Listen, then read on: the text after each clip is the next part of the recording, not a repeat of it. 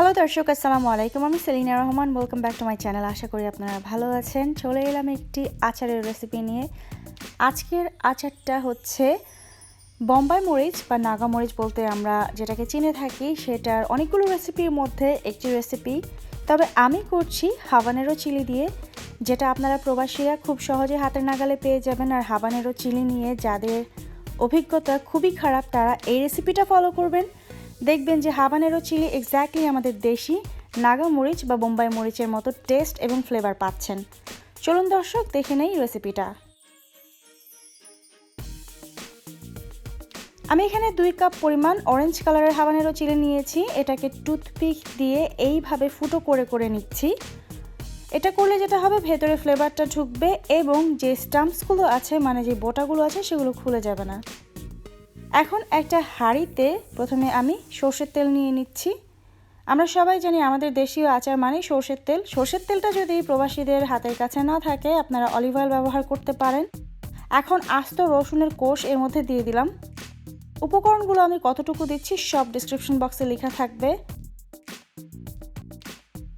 এখানে আমি দিয়ে দিলাম আস্ত সরিষা বাটা। এটাকে আসলে আমি বেটে নিয়ে ব্লেন্ড করে নিয়েছি। আপনারা যারা কমপ্লেন করেন যে সরিষা তিতা লাগে, তারা 3-4 ঘন্টা বা তার থেকে একটু বেশি ভিজিয়ে রাখবেন, তারপর ভালো করে কচলে ধুয়ে ব্লেন্ড করে নেবেন, আর তেতো লাগবে না।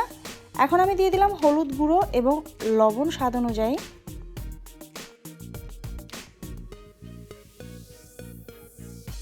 আবার একটু নেড়ে চেড়ে ভেজে নিচ্ছি। চুলার আঁচটা একদম হাইতে না রেখে একটু মিডিয়ামে রাখবেন। এখন দিয়ে দিলাম হচ্ছে মরিচগুলোকে নেড়ে চেড়ে এর মধ্যে মিশিয়ে নিতে হবে। আপনারা যারা হাবানেরো চিলিটা চেনেন, এটার চামড়াটা একটু মোটা হয় আমাদের নাগা মরিচের থেকে, তাই এটাকে একটু ভালো করে সেদ্ধ করতে হবে। আর আপনারা যারা দেশে নাগা মরিচ বা বোম্বাই মরিচ দিয়ে এই রেসিপিটি ফলো করবেন, তারা আমি যতটুকু সময় বলছি তার থেকে আরেকটু কম সময় এটা জাল দেবেন। তো এখন এটাকে এইভাবে আমি মিডিয়াম আঁচে জাল দিতে থাকবো প্রায় 5 থেকে 7 মিনিট পর্যন্ত। আবারও একটু নেড়ে চেড়ে দিচ্ছি এবং এই পর্যায়ে নেড়ে চেড়ে এর মধ্যে আমি সিরকা দিয়ে দিব হচ্ছে আধা কাপ পরিমাণ, যেটাকে ইংরেজিতে ভিনেগার বলে। আমি এখানে ব্যবহার করছি সাদা ভিনেগার, হোয়াইট ভিনেগার। আপনারা হোয়াইট ভিনেগারটাই ব্যবহার করার চেষ্টা করবেন।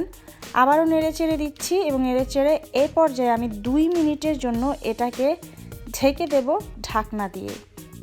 তবে এই ঢাকনা দিয়ে ঢাকাটা যে হাবানেরো চিলি দিয়ে আপনারা রেসিপিটা ফলো করবেন তাদের জন্য প্রযোজ্য। যারা বাংলাদেশের নাগামরিচ দিয়ে করবেন, তারা 2 মিনিট ঢাকার প্রয়োজন নেই, 1 মিনিট ঢাকলেই চলবে।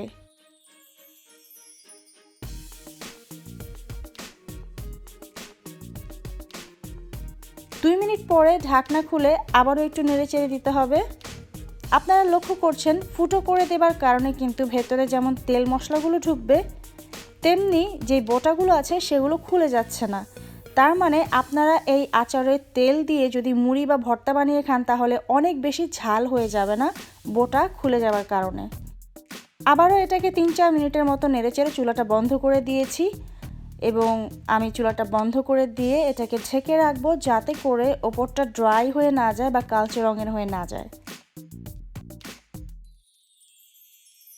খুবই সহজে এই আচারটা বানানো। এই আচারে অনেক বেশি মশলা দিতে হয় না বা আচারে কোনো মশলা দিতে হয় না, এতে করে মরিচের যে ফ্লেভারটা থাকে সেটা নষ্ট হয়ে যায়।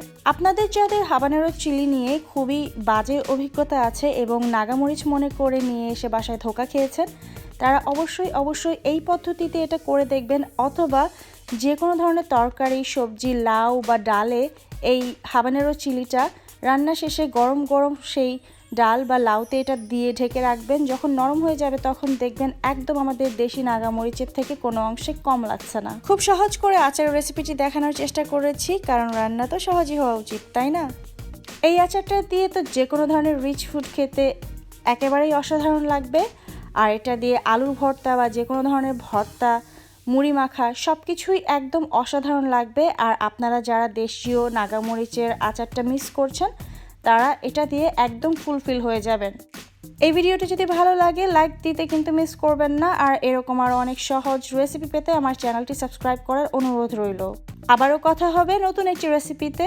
আপনারা সবাই ভালো থাকবেন, আমার জন্য দোয়া করবেন। And keep watching Selina Rahman. আল্লাহ হাফেজ।